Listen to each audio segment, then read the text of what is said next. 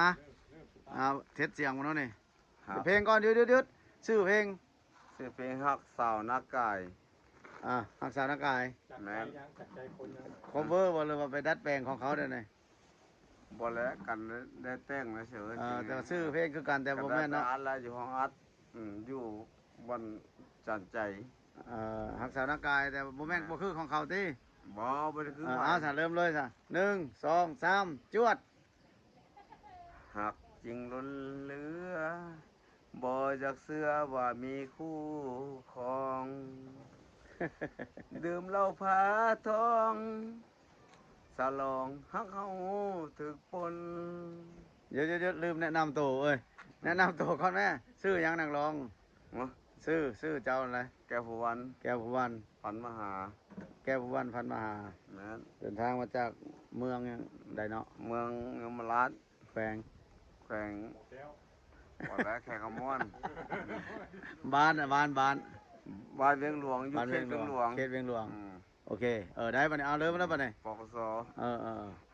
เดี๋ยวแปลไหมปกสแปลว่ายัง ปกสกุ้ม ปกสกุม แม่น ว่าแม่นปืนกูเสียบ่ บ่ หรือว่าป้ากระสะ เออ แม่นยังซะเอาแปลเนาะปกสแปลเข้าที่เข้าทางแปลเนาะ ปกสกุ้ม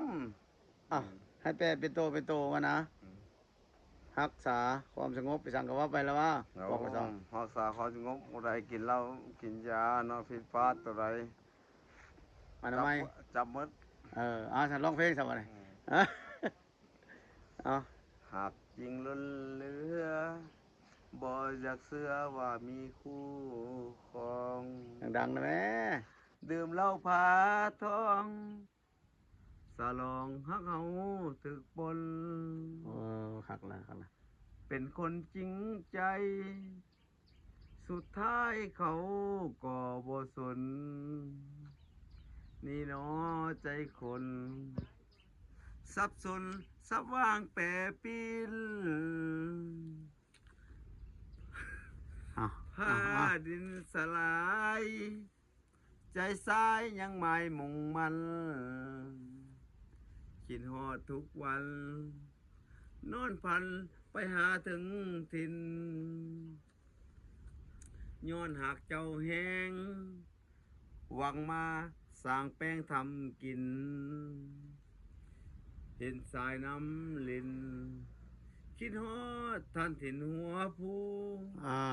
ท่านี้ละขอบใจท่านี้ก็เด้อก็ค่อยลองไปประกอบดนตรีใช่ก็เด้อท่านี้ละขอบใจ ดาวหรอกแล้วตัวนี้ เดี๋ยวค่อยจะไปประกอบดนตรีใส่มาก่อน